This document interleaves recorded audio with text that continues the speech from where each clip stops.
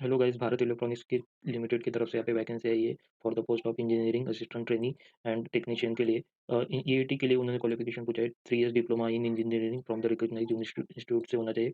उन्होंने यहाँ पे ट्रेड पूछा है। इलेक्ट्रॉनिक्स होना चाहिए, इलेक्ट्रिकल एंड मैकेनिकल। इलेक्ट्रॉनिक्स के लिए नंबर ऑफ पोस्ट उन्होंने पूछा है 7, इलेक्ट्रिकल के लिए 3, मैकेनिकल के लिए 12। कैटेगरी वाइज उन्होंने वैकेंसी दी है यहाँ पे। अदर के लिए 3, ओबीसी एनसीएल के 2, एससी के लिए 1, ईडब्ल्यूएस के लिए। इलेक्ट्रिकल के लिए टोटल वैकेंसी 3 है, तो ओबीसी के लिए 2 एंड ओबीसी के लिए 1 एंड अदर के लिए 2। मैकेनिकल में टोटल 12 वैकेंसी दिया है यहाँ पे। अदर के लिए 3, ओबीसी एनसीएल के लिए 3, एससी के लिए 3, ईडब्ल्यूएस के लिए। और आपका इन्होंने यहाँ पे पे स्केल भी दिया है। पे स्केल रहेगा आपका 24,000 per month to 90,000, including allowances रहेगा। मतलब मैक्सिमम आपका 6.77 लैक्स ऑफ की पैकेज रह सकता है। टेक्नीशियन के लिए इन्होंने क्वालिफिकेशन पूछा है, SSLC plus ITI plus 1 year apprenticeship होना चाहिए आपका, नेशनल सर्टिफिकेट होना चाहिए आपके पास।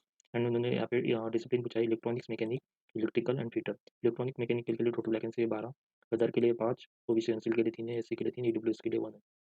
इलेक्ट्रिकल में के लिए 2 वैकेंसी है, अदर के लिए 1, ओबीसी एनसीएल के लिए 1। फिटर में टोटल 10 वैकेंसी है, तो ओबीसी के लिए 2, अदर के लिए 5 एंड ईडब्ल्यूएस के लिए 1 वैकेंसी है। यहाँ पे उन्होंने ग्रेड पे स्केल बताया है टेक्नीशियन वालों के लिए। आपका पे स्केल रहेगा 21,500 टू 82,000। मतलब मैं आपका सिटी से आपको इन्होंने बताया कि 5.94 लाख अप्रोक्सीमेटली का पैकेज रह सकता है। For EAT assistant engineering training order को for the training of period of 6 month. आपका 6 मंथ आपका ट्रेनिंग पीरियड रहेगा, उसको आप उसमें आपको स्टाइपेंड मिलेगा 24,000 per month. After successful of training आपका graduation test will be place on the regular basis of pay scale. आपको जो पे स्केल दिया है उनके बेसिस पे आपको सैलरी दी जाएगी। Nationality candidate must be citizen of India आप होना चाहिए। इन्होंने पोस्ट भी दिया है इंजीनियरिंग असिस्टेंट ईएसटी, अपर एज लिमिट दिया है 28 ईयर्स, टेक्नीशियन के लिए 28 ईयर्स बताया। कैटेगरी वाइज रिजर्वेशन उन्होंने बताया कि ओबीसी एनसीएल के लिए 3 इयर्स रिजर्वेशन है, एससी के लिए 5 years and person PWD with 40% minimum disability है, तो उनको 10 इयर्स रिलैक्सेशन दिया है। आपका एजुकेशन क्वालिफिकेशन पूछा है इन्होंने for the post of EAT post and diploma. Electronics होना चाहिए आपका डिसिप्लिन में, electronics engineering, electronics and communication engineering. Mechanical में मैकेनिकल इंजीनियरिंग डिसिप्लिन होना चाहिए। इलेक्ट्रिकल में electrical engineering plus electrical and electronics engineering. Technician के लिए उन्हें ट्रेड दिया है, इलेक्ट्रोमैकेनिक, इलेक्ट्रिकल एंड फिटर होना चाहिए।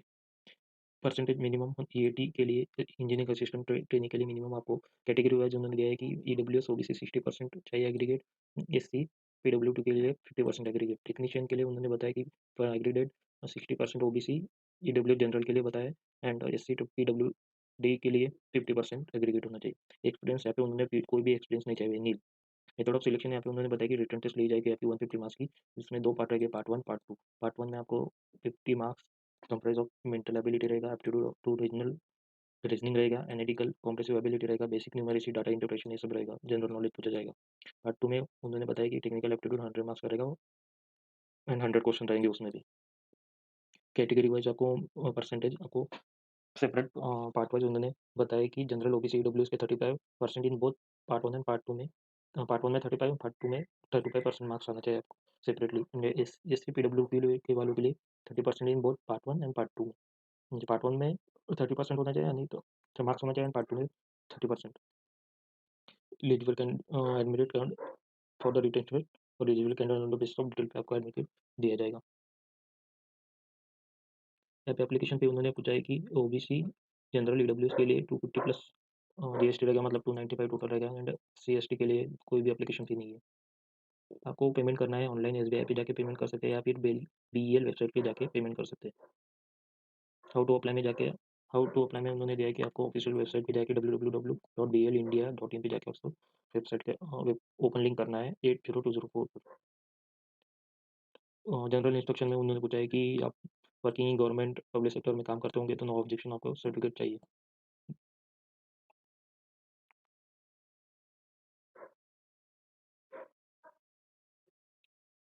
अब इंपॉर्टेंट डेट्स पे उन्होंने दिया कि स्टार्ट ऑफ एप्लीकेशन है 80202 पर, लास्ट एप्लीकेशन है 31/01/2022 पर एंड रिटर्न टेस्ट यहाँ पे 20 फेब में बताया कि 22 बताया।